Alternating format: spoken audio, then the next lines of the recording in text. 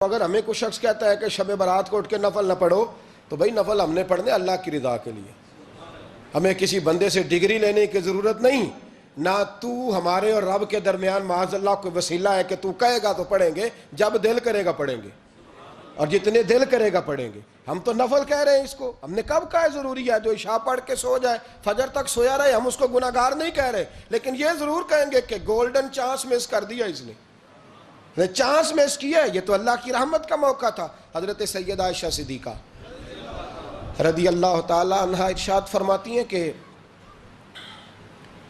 شعبان کی 15ویں رات تھی، یعنی شب برات کی رات، فرماتی ہیں شعبان کی 15ویں رات تھی، میں نے اچانک نظر ڈالی تو حضور میرے بستر میں تھے، پھر میری نظر پڑی تو حضور نہیں تھے، میرے دل میں گمان آیا، خیال آیا کہ شاید کسی اور زوجہ کی طرف حضور کا میلان تباہ ہو گیا ہو، وہاں تشریف لے گئے ہوں۔ فرماتی میں اٹھی باہر گئی تو نبی کریم علیہ السلام جنت البقیع میں تھے، قریب ایک جگہ پہ حضور دعائیں مانگ رہے تھے۔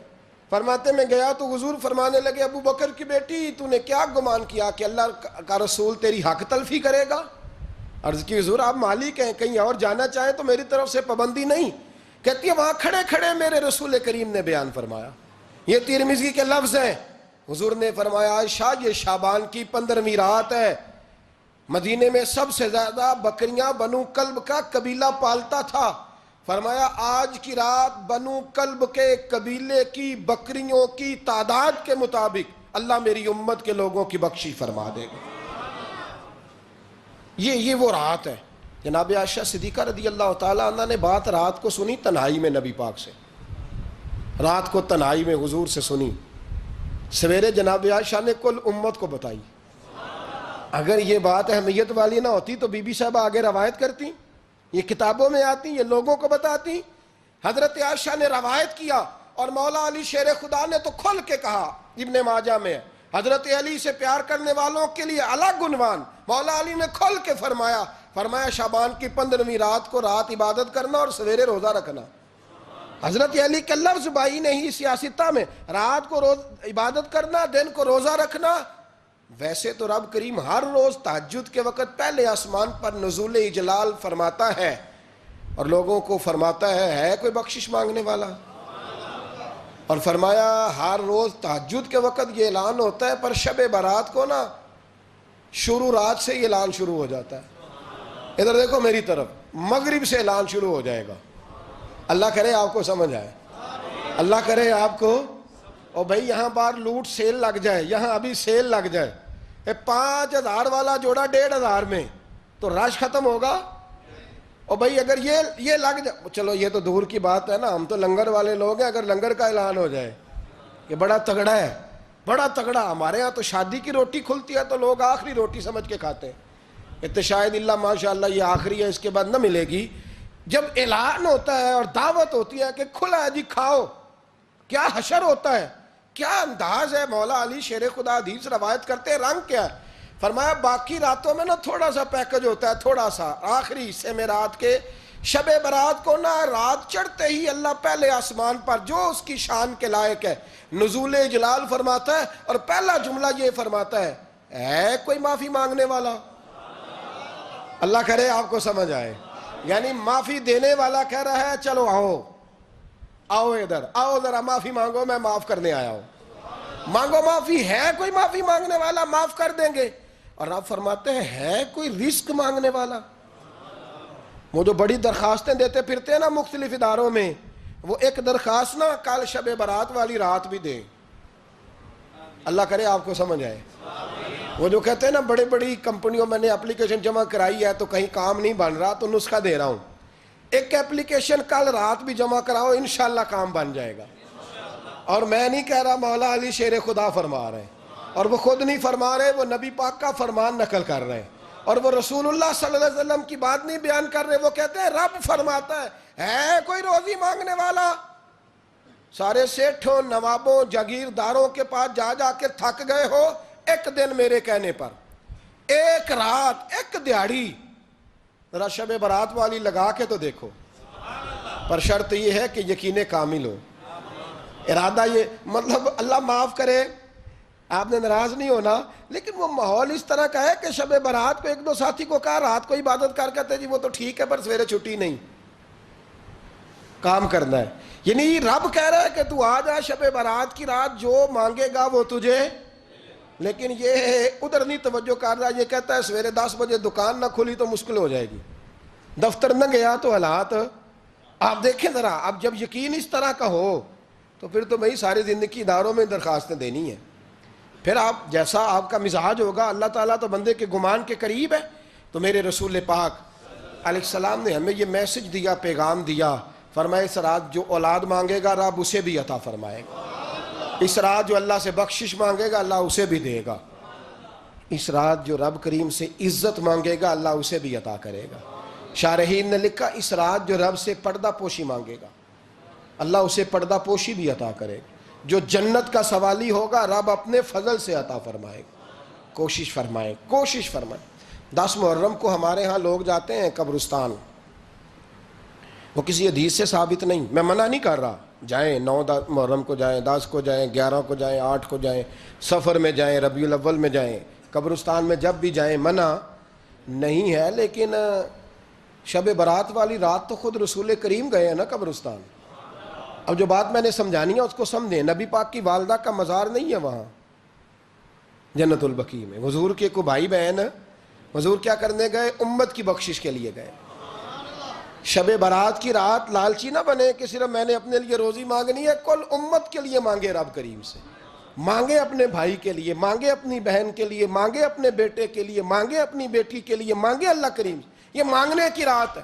پچھلی راتی رحمت رب دی کرے بلند آوازہ، بخشش منگن وارے کارن کھلا جے دروازہ.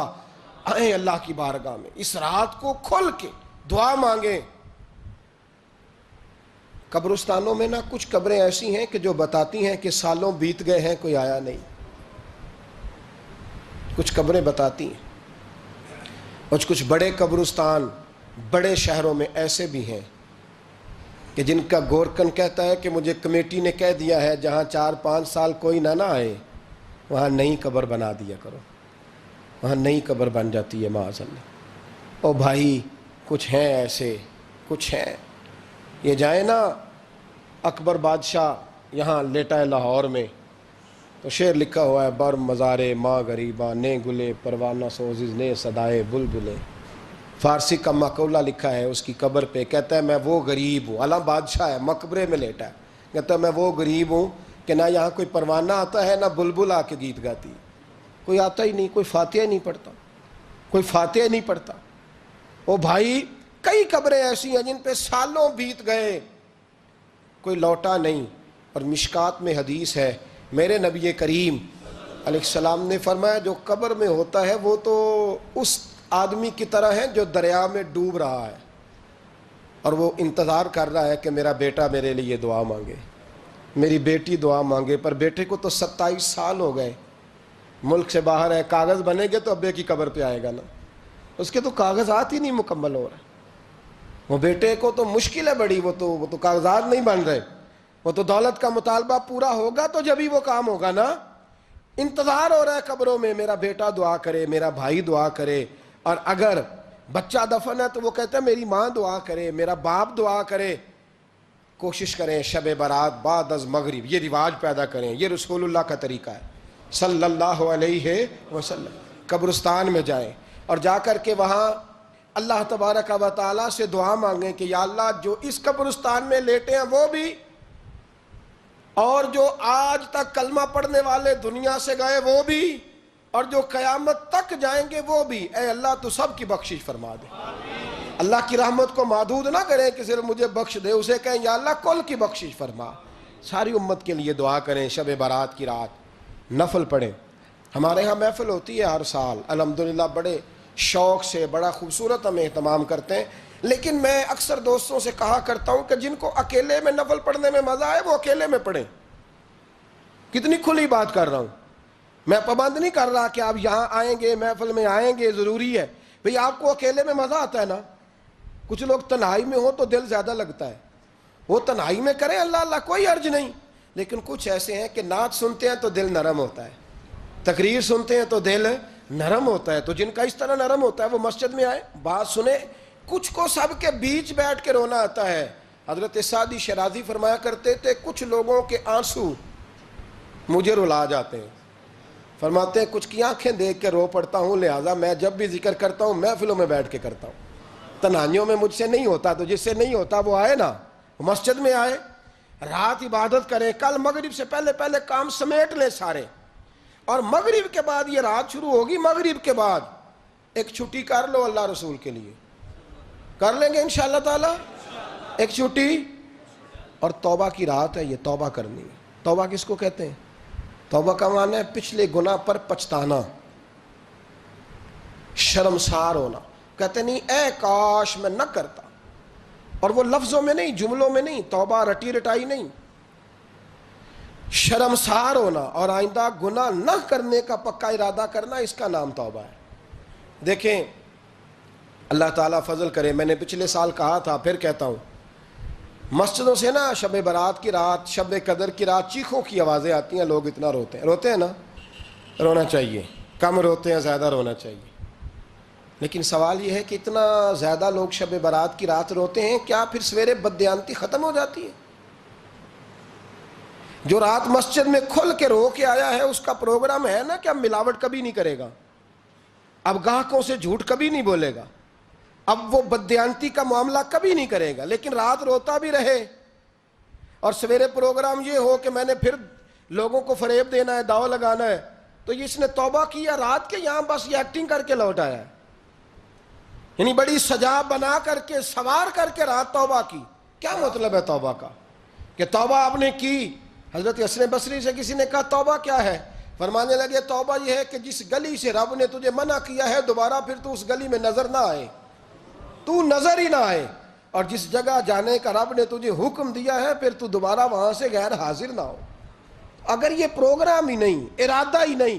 بچے ایک دو مجھے کہنے لگے کل حضرت صاحب توبہ کے موضوع پر ہم نے گفتگو کرنی ہے, تو کوئی باب بتائے کہاں پہ ہے. کچھ بچے شاگرد ہیں, کچھ مسجدوں میں جمعہ پڑھاتے ہیں. ایک نے مجھ سے کہا, تو میں نے کہا بیٹے پہلے مسجد میں جاؤ, 2 نفل پڑھو, توبہ کرو, توبہ کا ارادہ بناؤ. یہ رسم نہیں ہے. وہ نعت خواں بھی تو توبہ کر لینا جو شب برات کے دن لوگوں کو توبہ کرانے آیا ہے اور 25,000 کا سودا کر کے آیا ہے.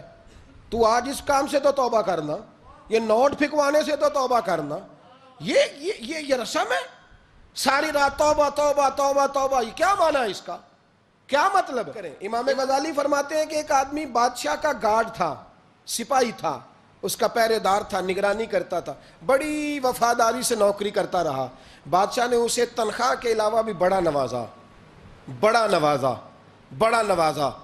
اسے بادشاہ نے بڑے الاؤنسز دیے, بادشاہ نے بڑا کچھ دیا, مکان دیا. کچھ سالوں کے بعد بادشاہ کو پتا چلا کہ یہ میرے لیے نہیں آتا تھا, اس کی تو میری کنیز پر نظر تھی. اس نے تو رات کی ڈیوٹی اس لیے لگوائی تھی کہ کنیز پر نظر تھی.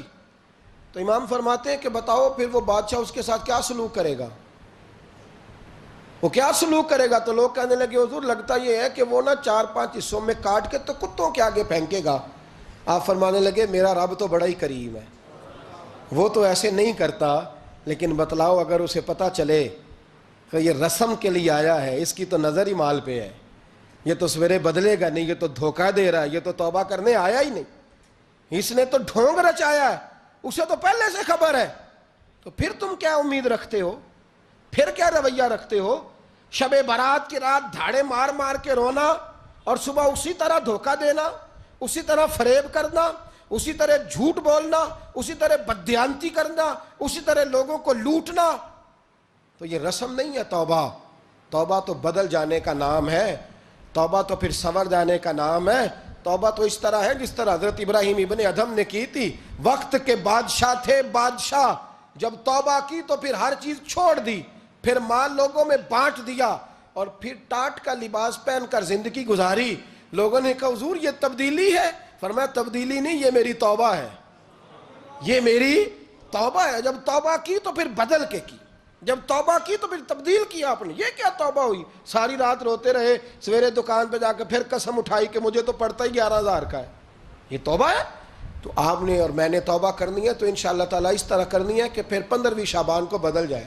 یہ جو موقع آتے ہیں نا شب برات کے, شب قدر کے، یہ بنیادی طور پر اللہ تعالیٰ کی طرف سے دی ہوا موقع ہوتا ہے کہ چلو تمہیں چانس دیتے ہیں، تمہیں چانس دیتے ہیں، پابندی کوئی نہیں، لیکن رب کی طرف سے نا موقع ملتا ہے، چلو تمہیں ایک موقع دیتے ہیں، چلو اپنے آپ کو کلیئر کر لو، تمہیں موقع دیتے ہیں، یا اللہ کیا کرے، کچھ بھی نہیں، آ کے نا سچے دل سے 2 رکعتیں پڑھ کے توبہ کرو، عرش کا مالک پچھلے سارے ہی معاف کر دے گا، کچھ بھی نہیں، آؤ موقع ہے۔